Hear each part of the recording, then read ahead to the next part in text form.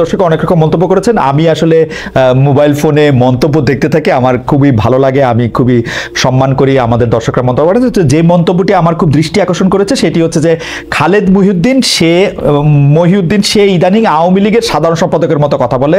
আমার একটু কষ্ট লাগলো যে বলবেনই যদি ভাই সভাপতি না কেন, শেখ হাসিনা তো পালাই গেছে তাই না, এখন আপনি সভাপতির মতোই বলেন, জায়গা তো খালি। হ্যাঁ, এবার আমি একটু জুলকারনাইনের কাছে জানতে চাইবো যে নিয়ে যে আইএসপিআর আমাদেরকে একটা সংবাদ বিজ্ঞপ্তিতে জানিয়েছিল যে আওয়ামী লীগ সরকার পতনের পর প্রাণ রক্ষার্থে 626 জন তাদের কাছে আশ্রয় নিয়েছিল, অর্থাৎ সেনাবাহিনীর কাছে ক্যান্টনমেন্টে।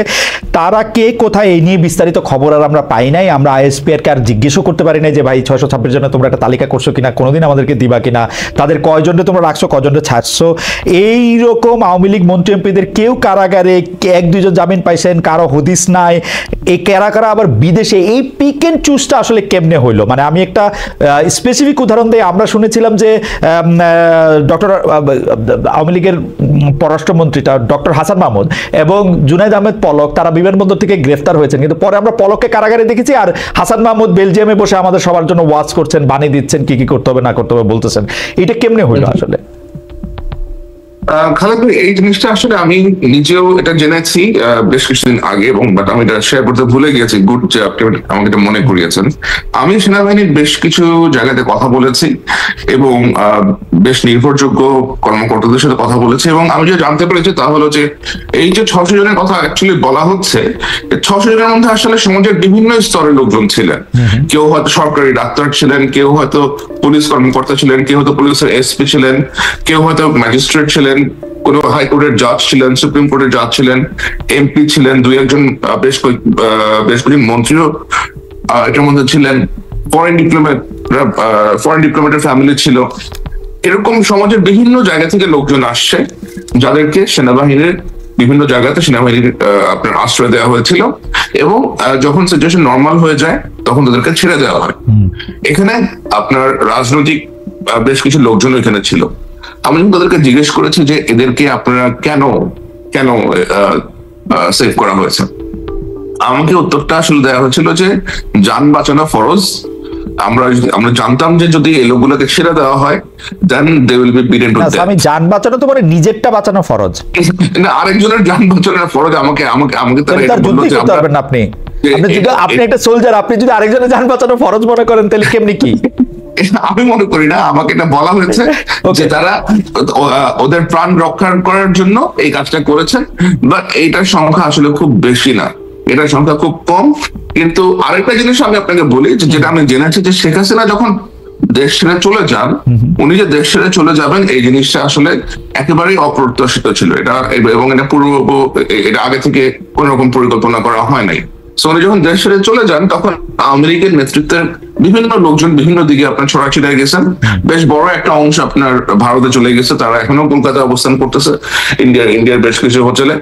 সো সেনাবাহিনী গিয়ে কাউকে পালাতে সাহায্য করছে অথবা পালিয়ে যেতে দিচ্ছে, বিষয়টা আসলে এরকম না যে সেনাবাহিনী ওদেরকে আটকায় রাখছিল, সব এমপি মন্ত্রী অথবা এদেরকে এখানে ওরা আটকায় রাখছিল এবং like when the situation normalized they allowed them to go। বিষয়টা আসলে ওরকম না, এখানে সমাজের বিভিন্ন শ্রেণীর লোকজন ছিল।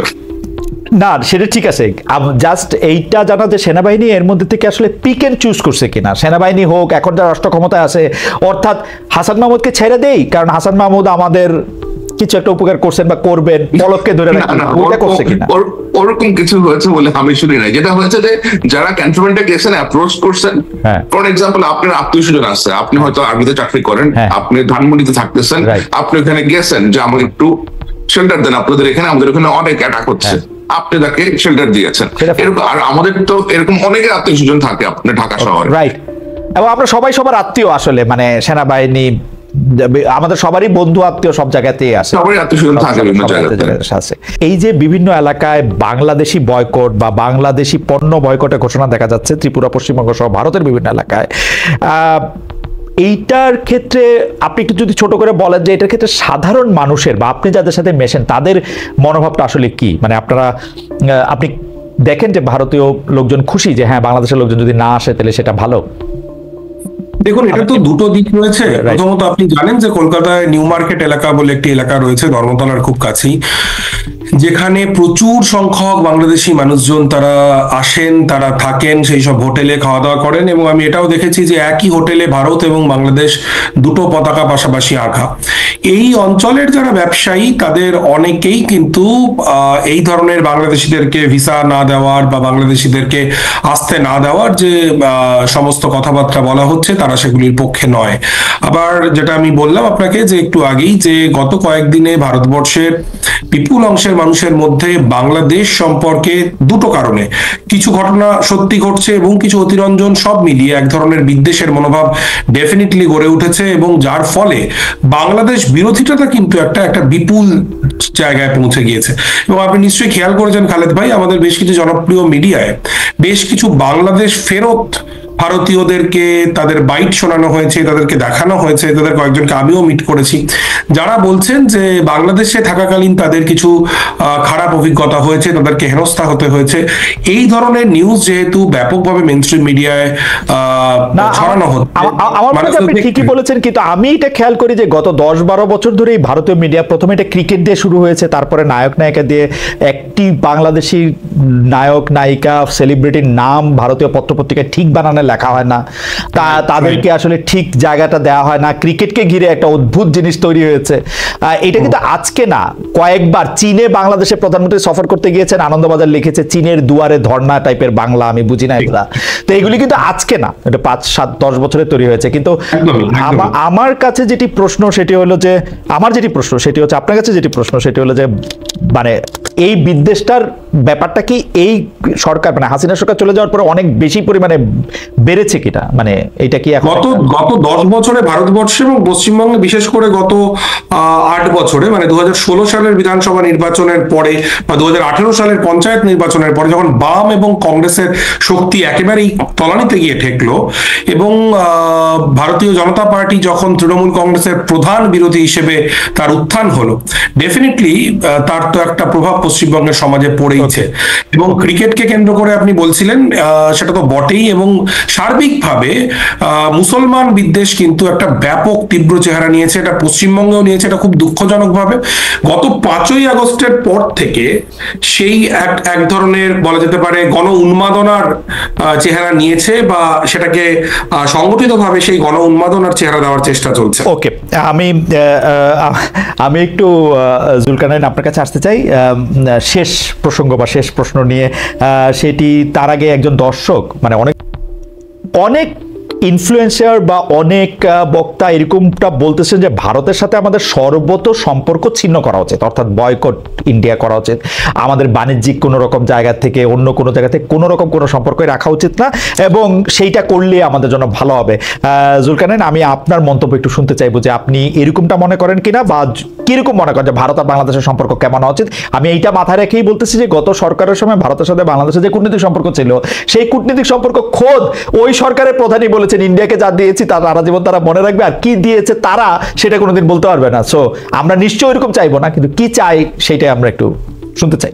এখন আপনি আমাকে অত্যন্ত কূটনৈতিক একটা প্রশ্ন করে ফেলেন। আপনি নিজেও জানেন যে সাংবাদিক হিসেবে এটার উত্তর দেওয়া আমার জন্য কতটা ডিফিকাল্ট হবে, বাট আমি আপনাকে এটা বলতে পারি যে আবেগের বশরে হয়তো অনেকেই অনেক রকমের মন্তব্য করেন যে ভারতের সাথে সম্পর্ক রাখা উচিত না, অথবা সব রকমের ট্রেড বন্ধ করা উচিত, কিন্তু বাস্তবতাটা আসলে এরকম না। ভারতের মধ্যে একটা দেশ যারা আমাদের প্রায় সকল সীমান্তই আমরা ওদের সাথে শেয়ার করি, এবং তাদের সাথে আমাদের সম্পর্কটা এমনই হওয়া উচিত পারস্পরিক সমঝোতার ভিত্তিতে, এবং যে সম্পর্কে বাংলাদেশও কিছু পাচ্ছে, ভারতও কিছু পাচ্ছে। বাংলাদেশ দিয়েই যাচ্ছে, পাচ্ছে না কিছুই, এরকম যেন কিছু না হয় আর কি। বাংলাদেশের অনেক পণ্য এখনো ভারতের শুল্ক সুবিধা পাচ্ছে না, বাংলাদেশের ব্যবসায়ীরা এখনো ভারতে আপনার এক্সপোর্ট করতে গেলে অনেক রকমের আপনার সমস্যার সম্মুখীন হচ্ছেন।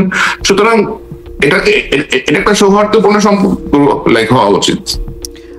জুলকারনাইনের ভিডিওটা একটু ফ্রিজ হয়ে গেছে, তো আমরা তার কথা শুনতে পেয়েছি, দর্শকরা শুনতে পেয়েছেন বলে আমি আশা করি। অর্ক, আমাদের শেষ প্রশ্ন, যে বাংলাদেশের সাথে ভারতের অফিসিয়াল সম্পর্কটা কিরকম হোক বলে আপনি চান?